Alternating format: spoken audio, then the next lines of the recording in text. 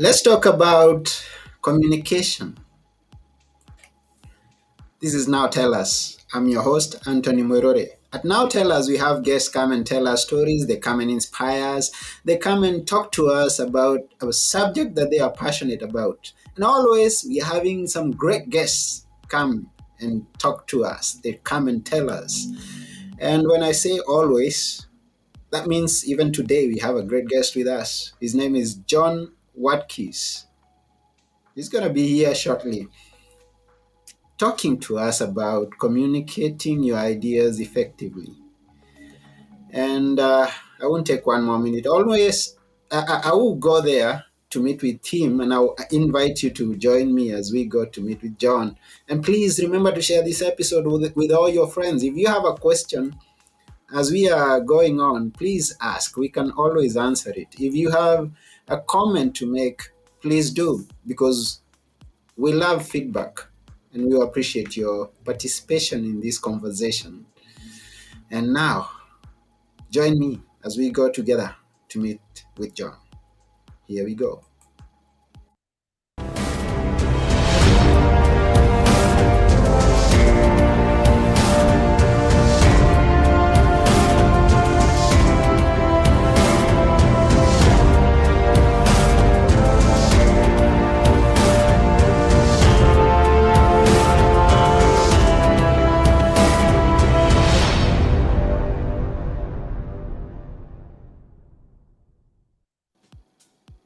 Hello, John.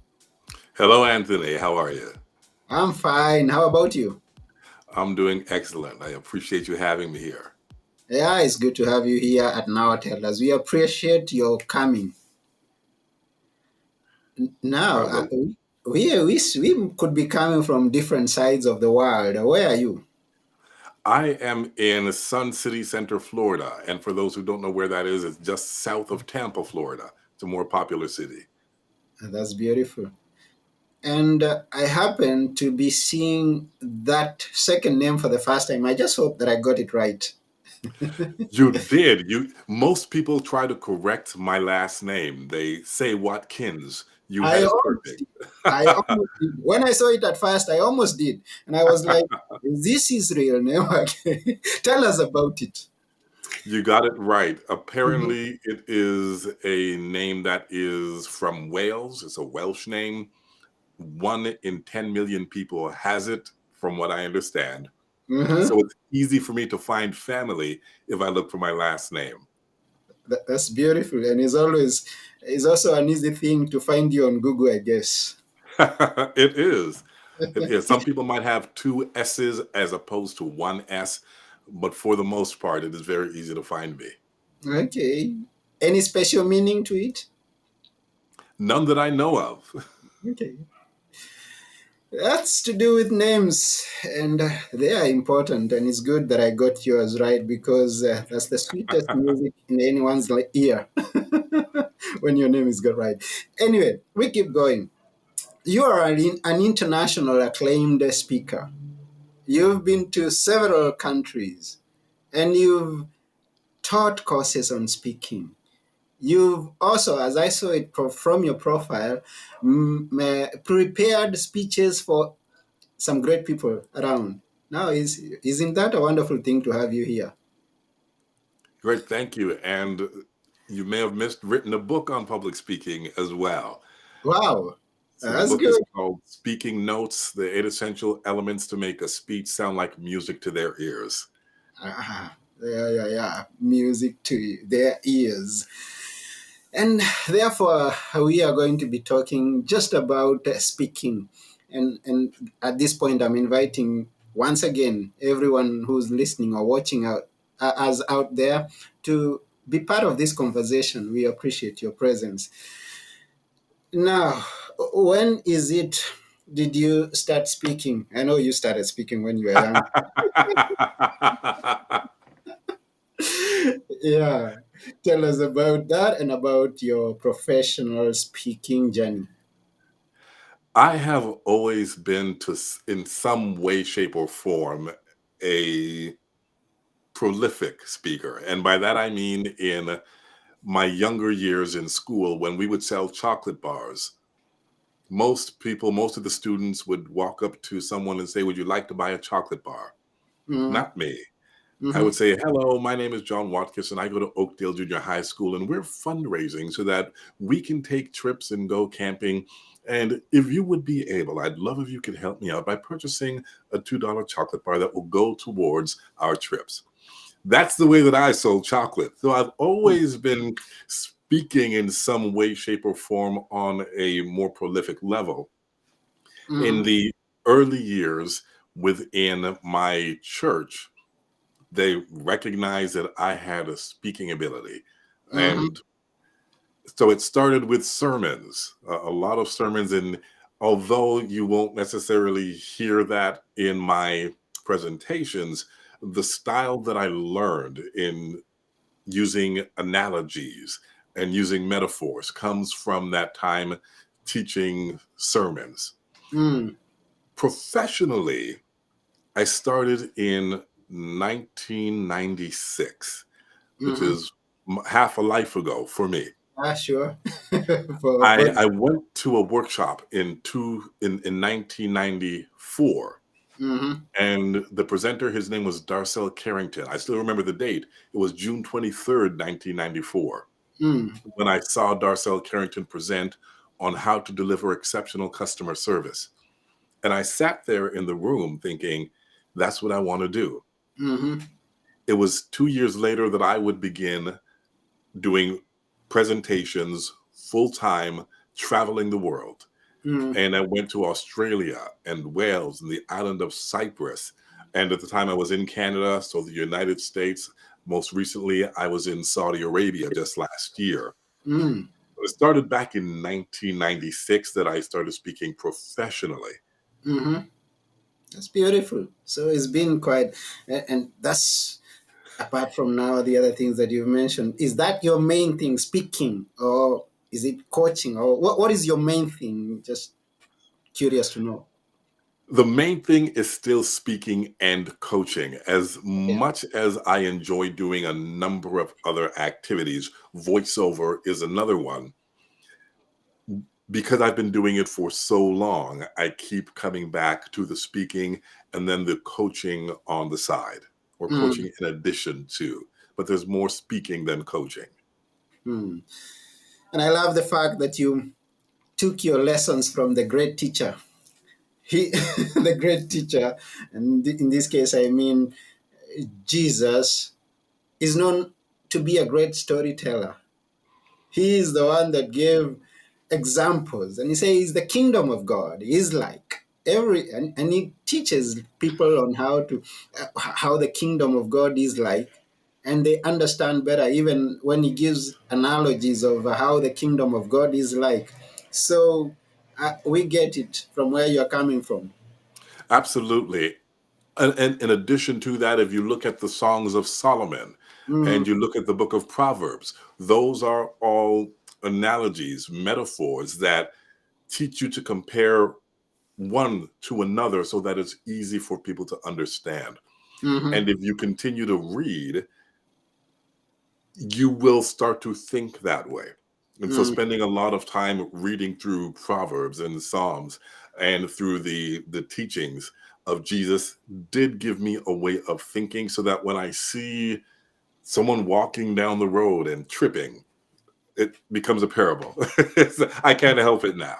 yeah, and it gives you an effective speech, I guess, once you add the parables and the stories in it. Tell us a bit more about storytelling and public speaking. Storytelling is incredibly important because it connects you as a speaker to your audience. Mm, I'll make a pause and say something that most people are surprised to hear me say, mm-hmm, and that is, I don't believe you have to tell stories. I believe stories are important. I believe they're a great way to make a point. That being said, when I look at the I Have a Dream speech, if you look at all the time that Martin Luther King Jr. spoke, all the mm, words he spoke, he did not share a story. And mm, that is considered to be one of the most important and transformational speeches in history. Yet mm-hmm, there was no story there. Okay.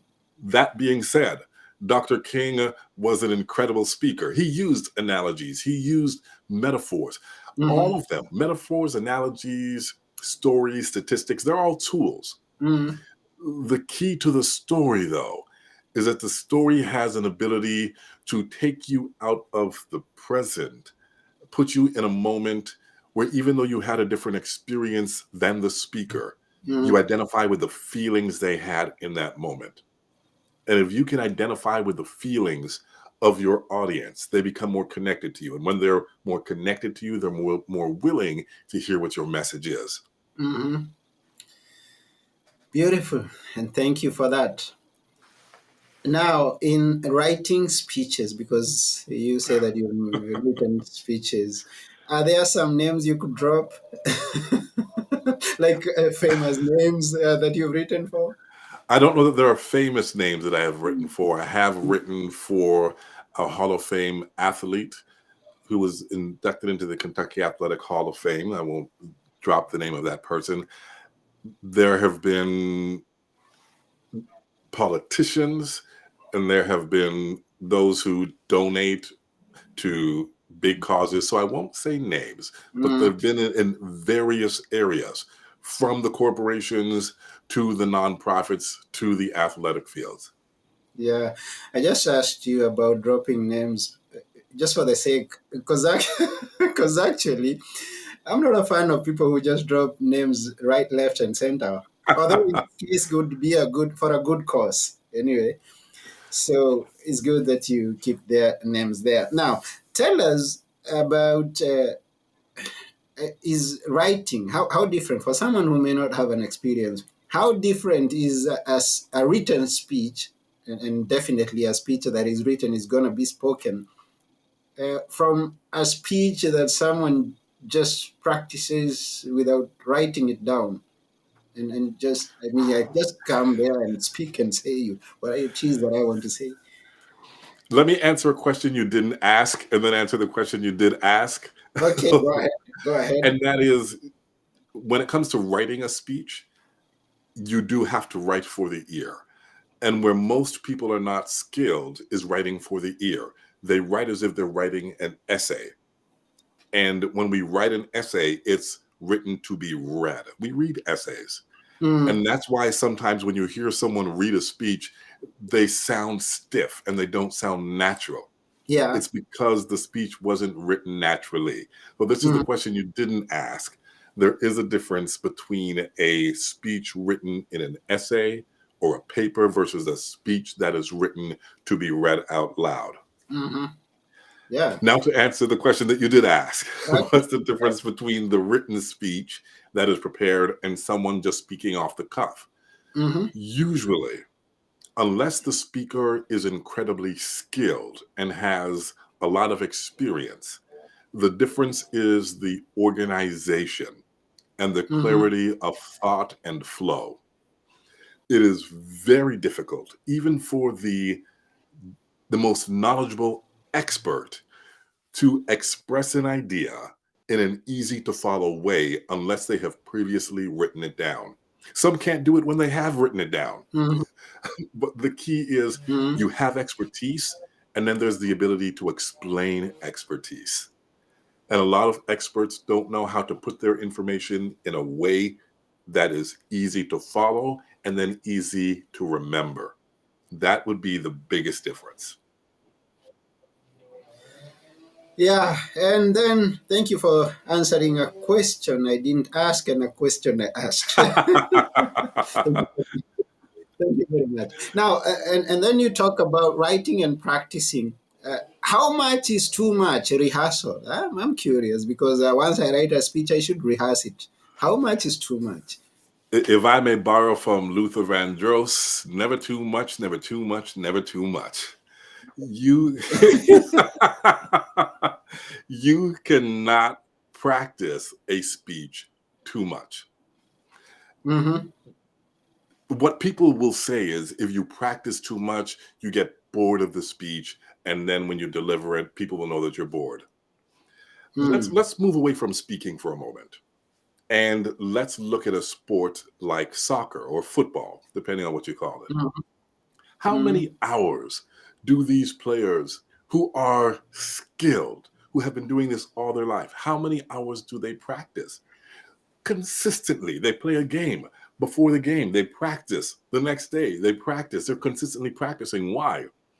Because once they have the fundamentals down, then it is a matter of practicing the nuances. But Mhm. with your presentation, first you have to practice enough to know it so well that if there's an interruption, if something doesn't go as planned, they can adjust comfortable Mhm. in the presentation. You can never rehearse too much. You can practice saying one Mhm. line many different ways. What I would not want to see a presenter do, and I do see some presenters do it, is to present the exact same way every single time, down to the line where they're about to shed a tear. You know it's coming. Mhm. That is too much. That is Yeah. not over rehearsed. It just means that they're not adjusting to the audience and to the event. So I say you Mm. can never practice too much. You do always want to be trying, though, in that practice to adjust, to do something a little Mhm. different than you did the time before, because you should have learned something the last time you did it that you can adjust this time around. Wow. So practice, practice, practice, practice. Absolutely. Never too much. Never too much. Yeah. Thank you for that. And then you're given, I don't know what area that you're focused on, because as a speaker, I don't believe that I can speak about just about everything. How's that? What's it with the focusing? And yeah, what's it with focusing on an area that you're interested in or that you're capable of delivering effectively? I have learned that there is so much information on any topic that you can go incredibly deep. And the Hmm. deeper knowledge you have of a topic, the more credible you will be as you present, the better you will be able to answer questions about that topic. Mm-hmm.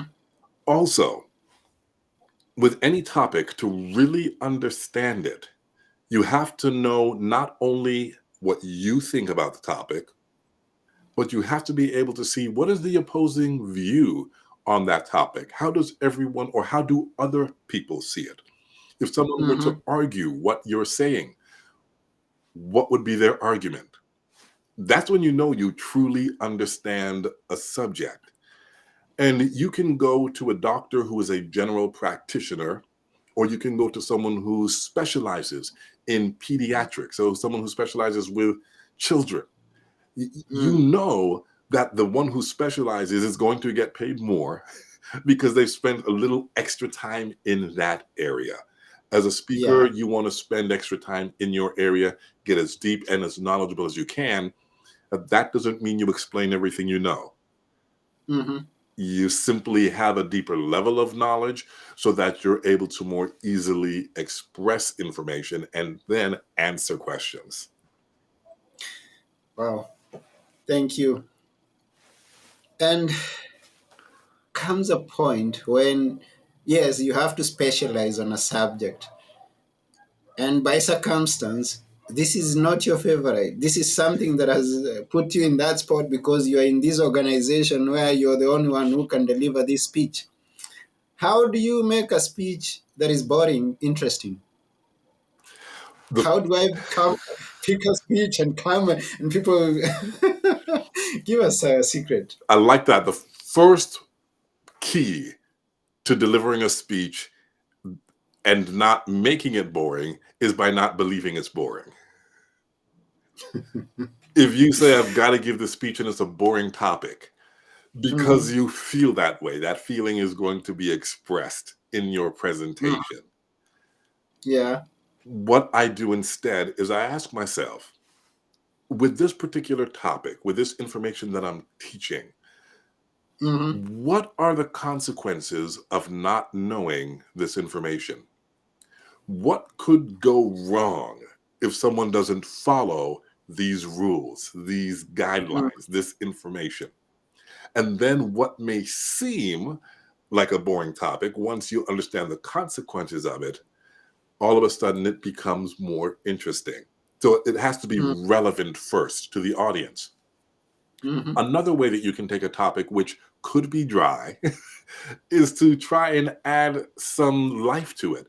You do that by asking questions. This is one of the mm, biggest mistakes we make in presentations, is that we go out and we deliver all the information rather than posing a question that would make people interested in hearing the information we're about to deliver. mhm, So even in this dry topic, I could say true or false and ask a question. Say, how many of you mhm, believe that's true? Okay, how many of you believe that's false? Now I have their interest because they want to know whether this is a true or false statement. And then I can say the answer is true, and here's why. mm. So I've added a little bit of audience involvement by asking a question, by drawing them in, and then I am giving them the information that satisfies their curiosity. Wow. Engage the audience and make it Always. interesting. Always, always engage the audience. That's beautiful. Now, to those who are watching and those who have joined us along the way, we appreciate. Thank you, Nemi, for the feedback that you love it. And even those who are not commenting, we have a lot of people who just watch and not say anything. Now, we are asking you to become someone who says something, stand on the stage and tell us something. And we are talking about communicating your ideas effectively. And I guess that maybe John can give us some point forms about this. So I will give you the stage and you will give us some point form of this communicating your ideas effectively. One, two, three. And then we will be almost done. One is, before you speak, understand what you would like to have happen once you finish speaking. If you are a salesperson, do you want to set up a second meeting? Do you want them to purchase your product? Do you want them to introduce you to someone else? Understand what you would like to happen as a result of your speaking. If you are a politician, do you want them to volunteer? Do you want them to vote? What would you like them to do at the very end? I am always asking my clients when they hire me to speak, when we're done, if I could wave a magic wand, what would the people in the room be able to do at the end of this presentation that they cannot do at the start? Mhm. Once you know that information, every story you tell, every statistic you use, every analogy that you incorporate must move your audience towards taking the action that you would like to happen at the end of that presentation. Mhm. Good. Second is, understand the people who you are speaking to. Maybe these people agree with you. Maybe they disagree. Maybe they have a broad understanding of your topic already. Maybe they're brand new to the topic. Maybe they understand your acronyms and your jargon. Maybe they don't. You have to understand who they are before you can deliver a message that will resonate with them where they are. Know who's in the room, how they feel, what they know, and then you will tailor your message around those particular points. Mhm.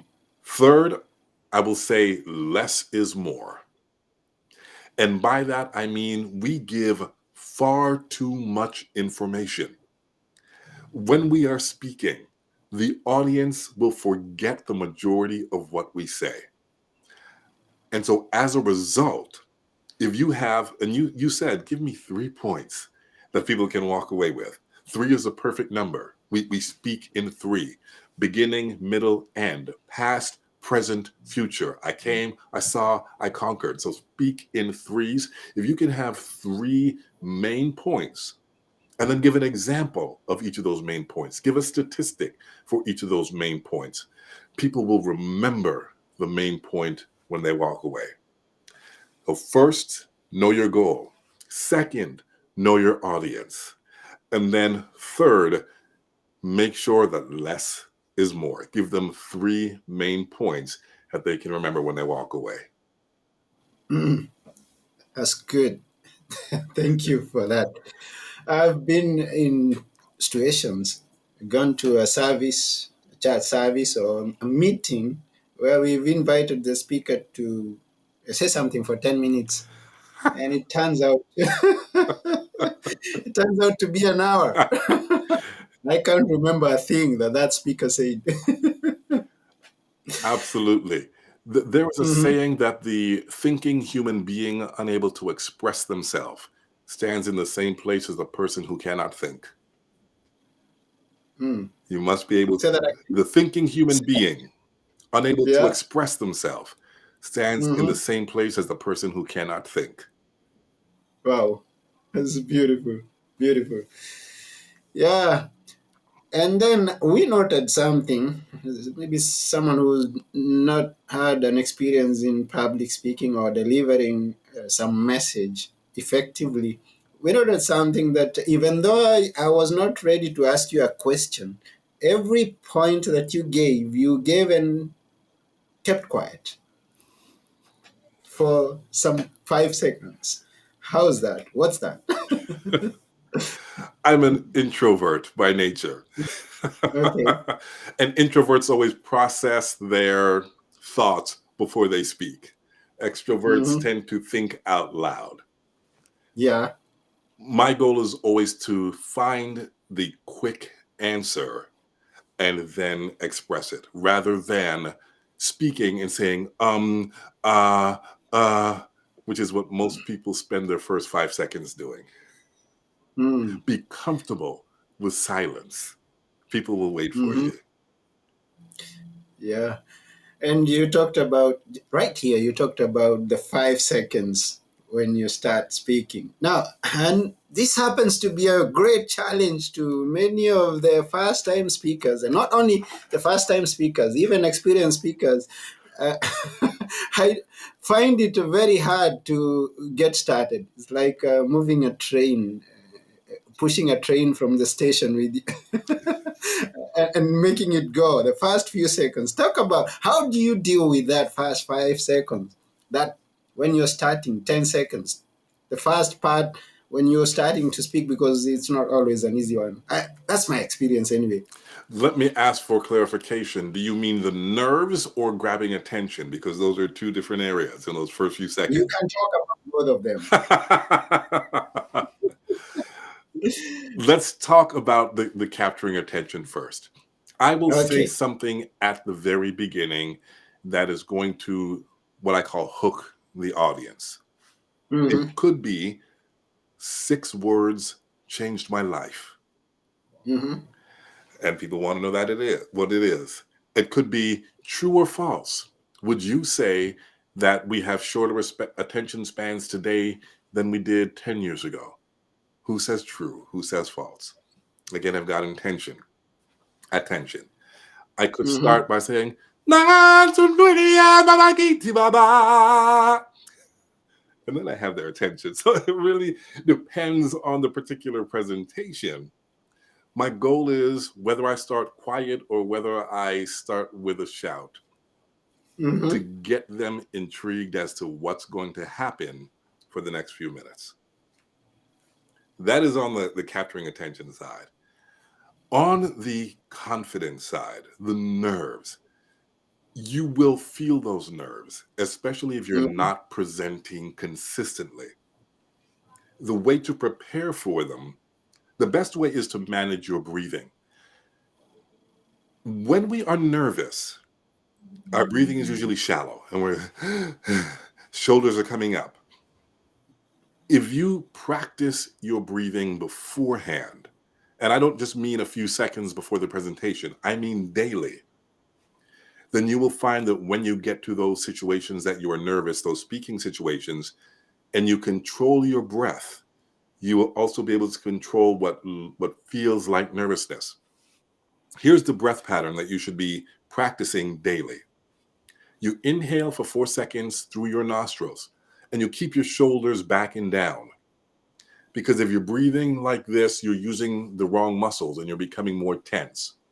So when someone says take a deep breath and you see them go, they just made themselves more stressed out. Mm. Take a deep breath in 4 seconds. And then you hold the breath from 4 to 6 seconds, and then through the mouth you release.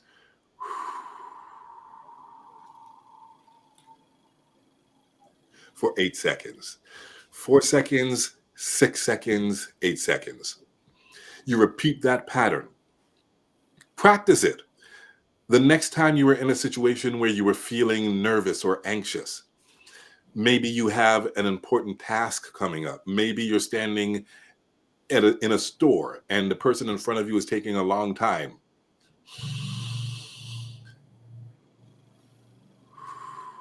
Because then your body knows that in nervous situations, this breathing is intended to calm it down.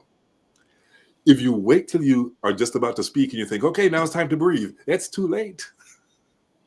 You need to practice ahead of time. 4 seconds in, 6 seconds, hold, 8 seconds, exhale. Practice that pattern. In addition, you notice that when athletes are out before a game, they're warming up. What are they doing? They're getting rid of the excess tension that is in their body. They're getting rid of the adrenaline or controlling the adrenaline. Mm-hmm. Watch an orchestra. An orchestra gets up to play. And before they play, you'll hear them warming up. They're controlling the adrenaline. As a speaker, you can do warm ups. I do tongue Mm-hmm. twisters. Sally sells seashells by the seashore. How much wood could a woodchuck chuck if a woodchuck could chuck wood? Rubber baby buggy bumper. I'm doing all of this before I speak. I'm doing lip trills. So I'm warming up, I'm stretching, I'm getting rid of the nervous energy, and I'm controlling the adrenaline. Mm-hmm. And then, most important is what happens up here. And that is, we are usually thinking, I hope I don't mess up. I hope I don't look stupid. I hope I don't make a fool of myself. We're thinking about all the bad things that could happen. That's increasing the nervousness. Mm. Instead, switch the thought. This audience is going to love this information. Once we finish today, here's what they're going to get out of it. If you can change that little shift in your brain from nervousness to I'm so excited about what I'm about to share, then you'll also be adjusting the feelings that happen inside of you. Breathing, controlling the adrenaline with stretching, and doing the internal adjustment that you're excited about what you're going to share with this audience and how they'll benefit from it. Wow. Thank you. That's quite something that you shared with us. And to be frank, I got it right. I mean, I got it wrong in the practice session. I think I was releasing a bit too fast, the breathing in, the breathing out. But then we're going to leave the people with this because I got that, and I hope that the person listening got it. It's 4, 6, and 8. I got Yes. it. Yes. So you're a great communicator. You're an effective communicator. Thank you. I'm glad I've been able to do this for 26 years as a result of the ability to communicate and still learning every day. Yeah, we never stop learning. And I also came out with what you gave us. I mean, you didn't give us quite a big list not to remember. You gave us an easy one. I hope the one who's listening also got this. Now is know your goal, know your audience, and be brief. Good. Did I get that? You got it. Excellent. Yeah. Yes. Yes, less is more. Less Yes. is more. So we were waiting for a list of 10 items. You only gave us 3, and we will remember that. Thank you very much. You did Three, well. 3. So I'm gonna become an effective communicator. I'm believing that. I'm gonna practice until I get it. And switch the words to "you are an effective communicator" and continuing to improve. You are. I am an effective communicator. Yes. Yes. And that goes out to you who's listening or watching. You're an effective communicator. Believe that from today, practice it, and come out shining. Yes. As Mufasa said, remember who you are. Remember whom you are. And there's quite much that we didn't share in this episode because you should mention to us that you've played a part in that because you Yes. did. Yes. Yes, How they was it did. before we wind up the show? I was in Toronto at the time and I was speaking full time. I saw an ad for Singers Wanted for The Lion King. I Mm, auditioned for it and I got the role of the understudy for Mufasa. So that was one of those fun things I did in my life that has mm. yielded benefits to this day. That's beautiful. That must have been a wonderful experience. It absolutely was once in a lifetime. Yeah. So now here we are. We are learning, and thank you very much for coming to our show and everything that you shared with us. We thank you. What's in the future? In the future, I am looking to increase my reach with my artistry. And by that, I mean, I have been doing the public speaking and I tried to reduce it, but I'm looking more to increase my performance. So, my voiceover, looking to produce shows with other speakers that involve artists. I want to use Mhm. all my gifts and talents and put them together. That's what's in the future, is combining everything I do into a show stopping experience. You're already doing some show-stopping experience, and I wonder how it's gonna be in the future. And we wish you all the best. Thank you so much. Appreciate it, Anthony. Yes, you're welcome. And you never know, there could be someone who's one of those people that you mentioned that could be listening to this. How do they get into contact with you in this case? They can contact me, John, John, at johnwatkis.com. No N.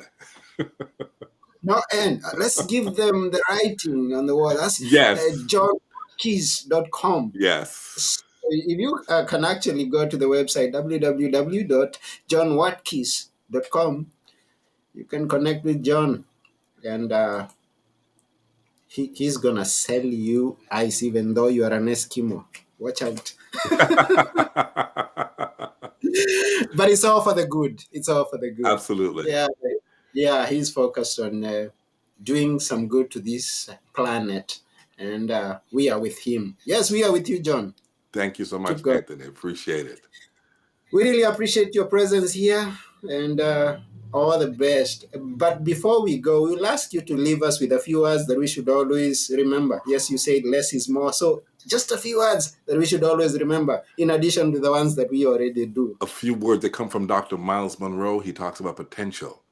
Potential is all you can do but haven't done yet, all that you can be but haven't become yet, how far you can go but haven't gone yet, and who you really are but no one knows yet. That's potential. Remember who you are. Remember who you are. Wow, wow, wow. This has been an episode and a half. Thanks to John. And we've come to the end of this show. We really appreciate you, John Watkins. What? I got it wrong at so I should keep on practicing. John Watkis. So that has been it. And we thank you, everyone who's watched or listened to. Even if you've listened to the recorded version, we appreciate your presence and your time. Thank you very much. That's about it. This has been Now Tell Us. I've been your host, Anthony Morore, and our guest was John Watkis. And we are saying, keep on speaking, keep on communicating, and bye for now. Bye bye. Bye.